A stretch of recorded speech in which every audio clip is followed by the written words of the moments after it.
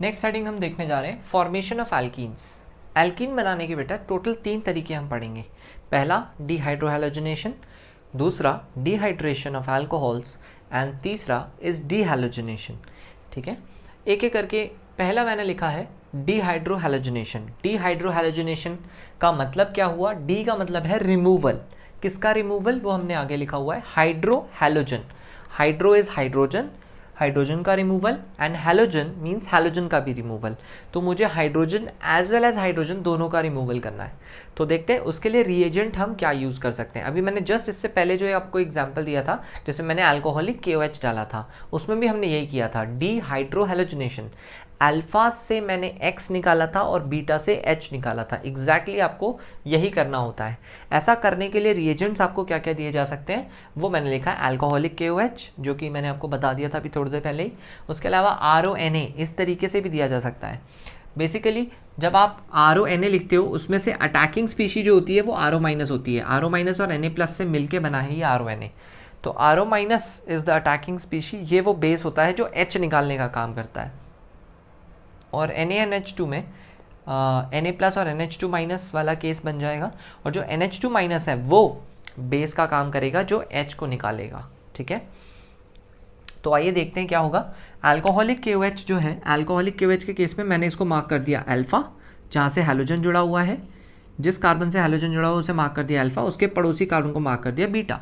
Since I have no other option for beta, तो it's very simple. Beta से आपको hydrogen निकालना है, अल्फा से हैलोजन निकालना है। तो ये चीज़ लिख लो, अल्फा से हैलोजन एंड बीटा से हाइड्रोजन निकालो। That's it. This is the trick that you have to remember to form the products for dehydrohalogenation. Alpha से हैलोजन, बीटा से हाइड्रोजन निकालो, दैट्स इट। अच्छा, यहाँ से आपने हैलोजन निकाल दिया, यहाँ से आपने हाइड्रोजन निकाल दिया, तो बचेगा क्या? जो चीज़ बचेगी वो ऐसा कुछ दिखेगा, CH2 डबल बॉन्ड CH2। यहाँ से Cl गया, यहाँ से हाइड्रोजन गया, तो बीच में डबल बॉन्ड बन जाएगा, क्योंकि एक एक बॉन्ड कम बचा है दोनों के पास, एक एक वैलेंसी अभी फ्री बची है, तो दोनों को मैंने ज्वाइन कर दिया। ठीक है, अल्कोहलिक KOH यहाँ पे जब मैं डालूंगा तो देखो ये अल्फा है, ये पोजीशन बीटा है। ठीक है, अल्फा से हमें निकालना है हैलोजन, बीटा से हमें निकालना है हाइड्रोजन।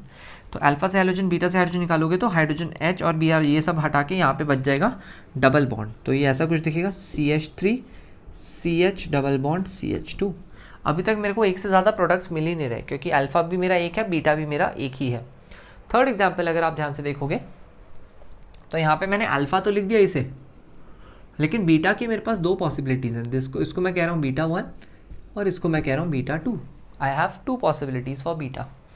अगर मैं β1 से हाइड्रोजन निकालता हूँ तो डबल बॉन्ड बनेगा इसके बीच, और यहाँ जो डबल बॉन्ड बनेगा तो देखो बना के देखते हैं,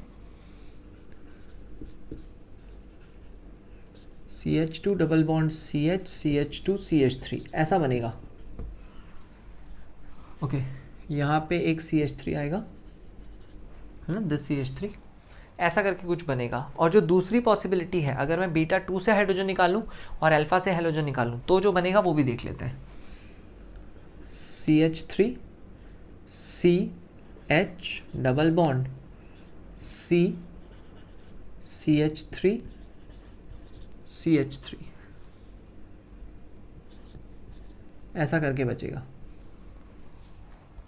अब ध्यान से देखो, क्या पहला प्रोडक्ट मेजर होना चाहिए या दूसरा? क्या लगता है आपको? अगर आप डबल बॉन्ड की स्टेबिलिटी चेक करोगे, ये जो डबल बॉन्ड है इसको सिर्फ एक हाइपर कॉन्जुगेशन मिल रहा है। अगर आप इस डबल बॉन्ड के लिए चेक करोगे, इस डबल बॉन्ड से लगे हुए हैं ये अल्फा और ये अल्फा, टोटल मिला के 9 हाइपर कॉन्जुगेशंस हैं, यानी obviously this one is more stable than the first one, है ना।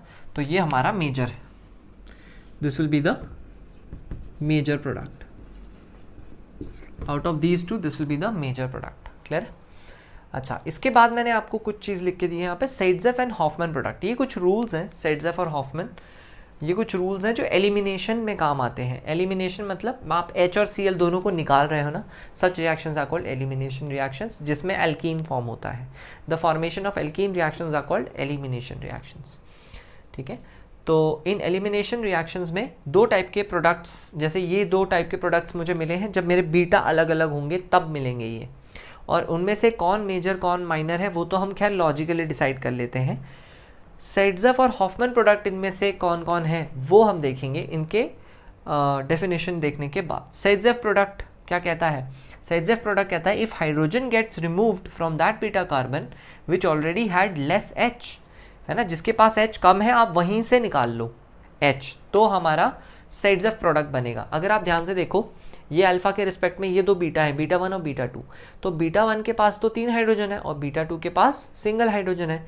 तो सेट्ज़ेफ प्रोडक्ट वो कहलाएगा जब मैं कम वाले से हाइड्रोजन निकालूंगा, यानी कि ये वाला जो प्रोडक्ट है ना, ये हमारा कैसा प्रोडक्ट हो गया? सेट्ज़ेफ प्रोडक्ट है।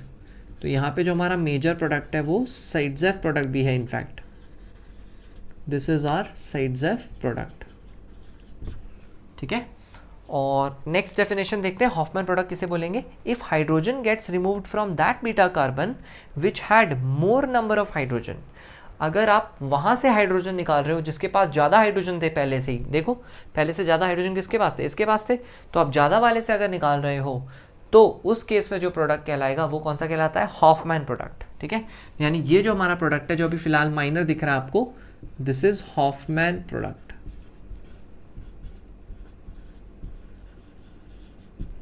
This is Hofmann product. तो जनरली तो ऐसा ही होता है कि सेट्ज़ेफ आपको मेजर मिलता है, हॉफमैन हमारा माइनर होता है जनरली, बट नॉट ऑलवेज। हमें कैसे मेजर माइनर डिसाइड करना है? हम तो मेजर माइनर लॉजिक से डिसाइड करते हैं भाई। सेट्ज़ेफ या हॉफमैन से हम मेजर माइनर डिसाइड नहीं करते। मेजर डिसाइड करने के लिए आप बस डबल बॉन्ड की स्टेबिलिटी चेक करो। डबल बॉन्ड की स्टेबिलिटी चेक करने के लिए टोटल 2 ही कारण हो सकते हैं। पहला कारण होता है रेजोनेंस, जो कि ज़्यादा इंपॉर्टेंट फैक्टर है। अगर तो रेजोनेंस या फिर कॉन्जुगेशन मिल रहा है डबल बॉन्ड को तो वो मोस्ट स्टेबल हो जाएगा। अदरवाइज मान लो रेजोनेंस या कॉन्जुगेशन आपको नहीं दिखाई दे रहा है, इन दैट केस आपको चेक करना पड़ेगा डबल बॉन्ड के हाइपर कॉन्जुगेशंस। जितने ज़्यादा हाइपर कॉन्जुगेशन उतना ज़्यादा स्टेबल हमारा डबल बॉन्ड हो जाएगा। क्लियर है?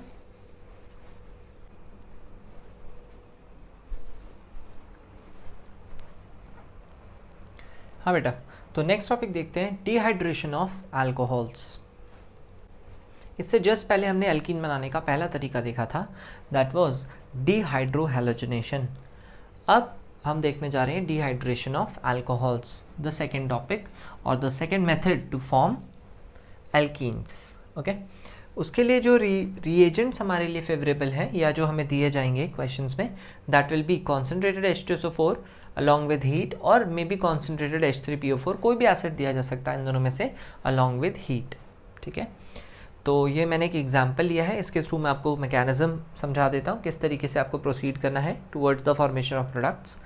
अल्कोहल के केस में सपोज मैंने एक ये ले लिया ब्यूटेन 2ऑल। ब्यूटेन 2ऑल में कॉन्सेंट्रेटेड H2SO4 डाला है और हीट डाला है। तो कॉन्सेंट्रेटेड H2SO4 बेसिकली बेटा क्या है? H+ का सोर्स है ना, ये H+ देगा। किसको देगा H+? ऑब्वियसली इस ऑक्सीजन के पास लोन पेयर है, तो मैंने यहाँ मैकेनिज्म में लिखा हुआ है, ये देखो ऑक्सीजन के पास लोन पेयर होंगे, ऑब्वियसली दो लोन पेयर होंगे। अब ये जो लोन पेयर है ये अपना लोन पेयर H+ को दे देगा। लोन पेयर जैसे H+ को देगा ये बन जाएगा H2O+, ऑक्सीजन पे आ जाएगा प्लस चार्ज, और ऑक्सीजन पे जैसे ही प्लस चार्ज आएगा ये बॉन्ड यहाँ से टूट जाएगा, ये बॉन्ड यहाँ से टूट जाएगा और वाटर निकल जाएगा इस तरीके से। वाटर के निकलते ही जो बाकी चीज़ बचेगी वो कुछ ऐसी दिखेगी, CH3 CH+, CH2 CH3, ऐसा कुछ बचने वाला है, ठीक है। अब ये देखो कार्बोकटायन फॉर्म हो गया है। कार्बोकटायन आपको पता है जब भी बनता है, carbocation is basically a reaction intermediate, reaction के बीच में कभी ना कभी बनता है। कार्बोकटायन अगर और ज़्यादा स्टेबल हो सकता है तो रीअरेंज करके हो जाता है, ये बात आपको पता है, हमने GOC में पढ़ी थी कि carbocation can rearrange to form more stable carbocation. But अभी फिलहाल अगर इस कार्बोकटायन का चेक करो स्टेबिलिटी, तो इस कार्बोकटायन के लिए 3 2 5 हाइपर कॉन्जुगेशंस है, that's enough. 5 hyperconjugations is enough to explain it stability. इससे ज़्यादा इसे मिलेगा भी नहीं, कोई भी शिफ्ट कर लो आपको 5 से ज़्यादा नहीं मिलेगा।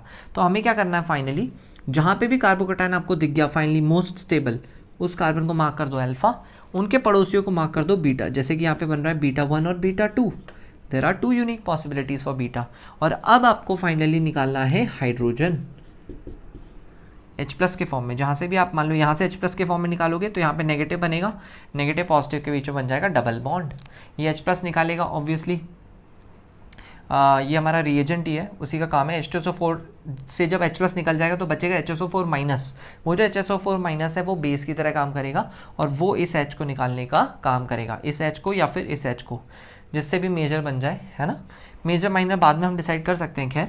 अच्छा, इस अल्फा के लिए मान लो β1 से मैं हाइड्रोजन अगर निकालता हूँ तो कुछ ऐसा बनेगा, CH2 double bond CH single bond CH2 single bond CH3। और दूसरी पॉसिबिलिटी अगर β2 से हाइड्रोजन निकालूं तो कुछ ऐसा बनेगा, CH3 CH double bond CH single bond CH3। This is the second possibility. Clear है, ये दो पॉसिबिलिटीज़ बन सकती हैं। अच्छा, इन दोनों में से ज़्यादा स्टेबल एल्कीन कौन सी है? बहुत साफ दिखाई दे रहा होगा आपको, इस डबल बॉन्ड का अल्फा कार्बन ये है तो इसके हाइपर कॉन्जुगेशन है सिर्फ 2, जबकि इस डबल बॉन्ड के लिए ये और ये अल्फा कार्बन है तो हाइपर कॉन्जुगेशन है 6। इसका मतलब डेफिनेटली नीचे वाला इज मोर स्टेबल, और मोर स्टेबल होने की वजह से मैं डायरेक्टली इसे क्या बोल सकता हूँ, मेजर प्रोडक्ट भी बोल सकता हूँ। This is the major product.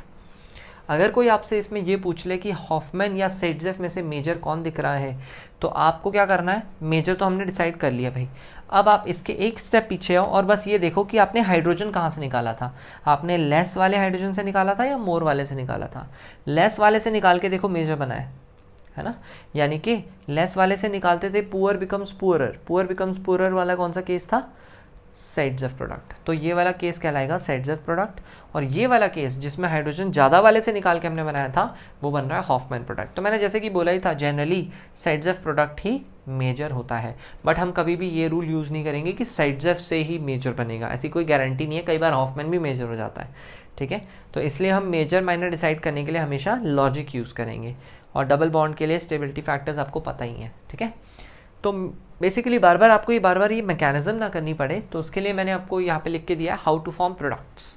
तो आपको बेसिकली क्या करना होगा, रिमूव OH एंड फॉर्म कार्बोकटाइन। सबसे पहला काम है OH हटा दो, जहाँ कहीं भी है वहाँ प्लस बना दो। ठीक है, rearrange if possible for more stability. कार्बोकटाइन rearrangement अगर हो के कुछ और स्टेबिलिटी मिल सकती है तो करा दो, अदरवाइज वैसे ही रहने दो। जैसे यहाँ पे और ज़्यादा स्टेबिलिटी नहीं मिल रही थी तो मैं ऐसे ही रहने दूंगा। ठीक है, नेक्स्ट कह रहा है इन द फाइनल कार्बोकटाइन, जब रीअरेंजमेंट वगैरह करा लो, final carbocation mark the carbon having positive charge as alpha and the adjacent carbon as beta. देखो मार्क कर दिया मैंने, फाइनल कार्बोकटाइन जहाँ पे पॉजिटिव चार्ज बना है उसको अल्फा और उनके पड़ोसियों को बीटा मार्क कर दिया मैंने। ठीक है, and remove hydrogen from that beta carbon that gives most stable alkene. तो ये मोस्ट स्टेबल एल्कीन ये वाला हाइड्रोजन हटाने से मिलेगा, तो ये हमारा हो गया मेजर, है ना। प्रोडक्ट तो दोनों बन सकते हैं, लेकिन मेजर अगर हमें चाहिए तो यहीं से, है ना, जहाँ पे मोस्ट स्टेबल एल्कीन मिलेगा वहीं से हम मेजर प्रोडक्ट बना पाएंगे। क्वेश्चंस लिए हुए हैं, क्वेश्चन नंबर 1 देखते हैं सबसे पहले। तो जैसे कि मुझे रिएजेंट यहाँ पे दिख रहा है, कॉन्सेंट्रेटेड H2SO4 लिया हुआ है और अल्कोहल दिया हुआ है, तो मुझे करने के स्टेप्स याद करने पड़ेंगे। क्या थे स्टेप्स? पहला स्टेप क्या था, OH हटाओ, कार्बोकटाइन बनाओ। कार्बोकटाइन बनाने के बाद फिर हमें चेक करना था और अगर ज़्यादा स्टेबलाइज हो सकता है तो करवा दो। फाइनली जब मोस्ट स्टेबल कार्बोकटाइन बन जाए उसके बाद जहाँ पे पॉजिटिव चार्ज है उसको अल्फा मार्क करो, उसके पड़ोसियों को मार्क करो बीटा, और फिर डबल बॉन्ड बना के चेक करो कि कहाँ पे मोस्ट स्टेबल बन रहा है, वो आपका मेजर प्रोडक्ट होगा। तो आइए देखते हैं।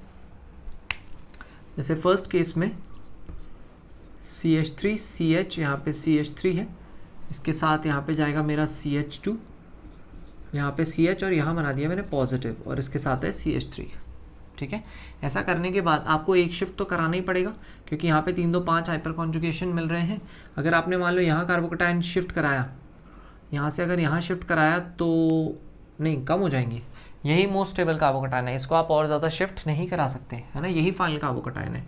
और अगर ये फाइनल कार्बोकटाइन है तो इसी को मार्क कर देंगे अल्फ़ा, इसको मार्क कर दिया β1, इसको मार्क कर दिया β2। आपको ऐसा लग सकता है कि ये कार्बोकटाइन अगर यहाँ तक पहुँच जाता तो बहुत ज़्यादा स्टेबल हो सकता था, पर कार्बोकटाइन रीअरेंजमेंट में खास बात यह है कि at every step, at every rearrangement it should get stability.